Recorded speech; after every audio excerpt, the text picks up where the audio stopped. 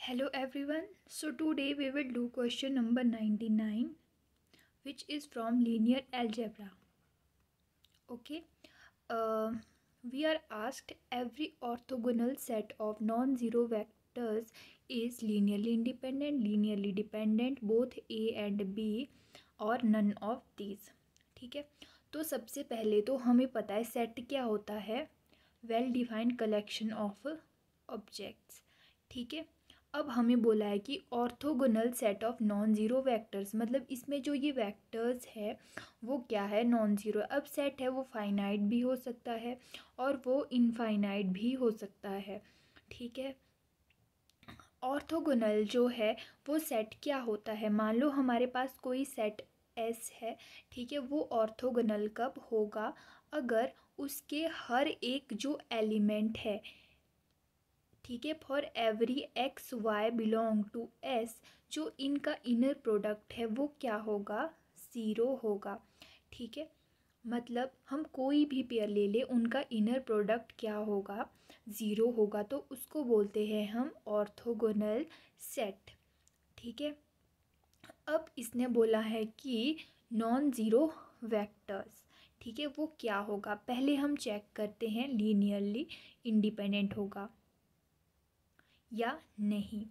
तो हम क्या ले लेंगे, alpha I X I summation I varies from 1 to n equal to zero. Linear independent check करने के लिए हम क्या लेते हैं, हम लीनियर कॉम्बिनेशन ले लेते हैं उस सेट के एलिमेंट का और इक्वल कर देते हैं ज़ीरो के. ठीक है. अगर ये चीज़ इम्प्लाई करे कि सारे जो अल्फ़ा आई है वो ज़ीरो है, तो हमारा जो सेट है वो क्या होता है, लीनियरली इंडिपेंडेंट होता है. ठीक है.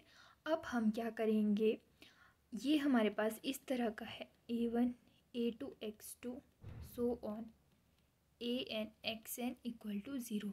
हम क्या करेंगे, हम इनर प्रोडक्ट ले लेंगे किसके साथ,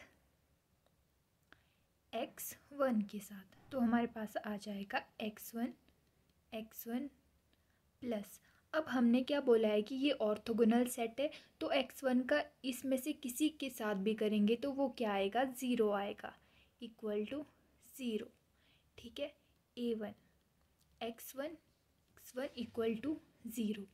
अब क्योंकि X1 हमारा क्या है, नॉन ज़ीरो वेक्टर है, तो ये इनर प्रोडक्ट जो है वो ज़ीरो नहीं होगा. इसका मतलब क्या हुआ, हमारा A1 जो है वो ज़ीरो हुआ. और जो सेम स्टेप है हम फॉलो करेंगे हर एक AI के लिए.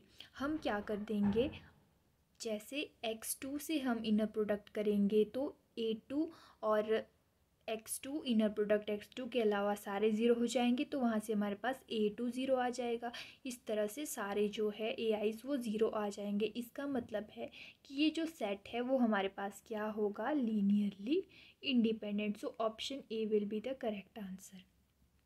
अब इस क्वेश्चन में हमारे पास आया इनर प्रोडक्ट. ठीक है. तो समझते इनर प्रोडक्ट क्या होता है. जो इनर प्रोडक्ट है इसको हम इस तरह से डिनोट करते हैं, ये एक पिक होती है. ठीक है. वेक्टर स्पेस वी से किसके लिए, फील्ड एफ के लिए. जो फील्ड है इसके ओवर जो वेक्टर वी जो स्पेस वी है वो वेक्टर स्पेस बना रहा है. ठीक है. तो जो इनर प्रोडक्ट की है वो पहली प्रॉपर्टी क्या होती है कि जो इनर प्रोडक्ट किन्हीं दो वेक्टर का ऑलवेज ग्रेटर देन और इक्वल टू क्या होता है, ज़ीरो होता है. ठीक है. For every X comma Y belongs to V. Second property है कि जो इनर प्रोडक्ट है वो इक्वल टू ज़ीरो कब होगा, X comma X, if and only if X equal to zero. इसी वजह से जो यहाँ पे है ये हमारा क्या है, नॉन ज़ीरो है. ठीक है. क्योंकि X1 नॉन ज़ीरो है और हम यहाँ बोल रहे हैं कि inner product equal to zero तभी होगा जब X ज़ीरो होगा. इसकी जो थर्ड प्रॉपर्टी है वो ये है, alpha plus beta gamma equal to inner product alpha gamma plus beta gamma, जहाँ पे ये किससे है, V से. और इसकी जो फोर्थ प्रॉपर्टी है वो क्या है, alpha X inner product y equal to alpha inner product X Y.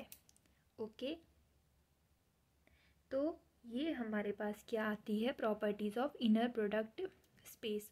अब अगर तो हमारे पास, और इसकी जो हमारे पास एक और प्रॉपर्टी हुआ है ये वाली, इक्वल टू वाई एक्स बार, ठीक है।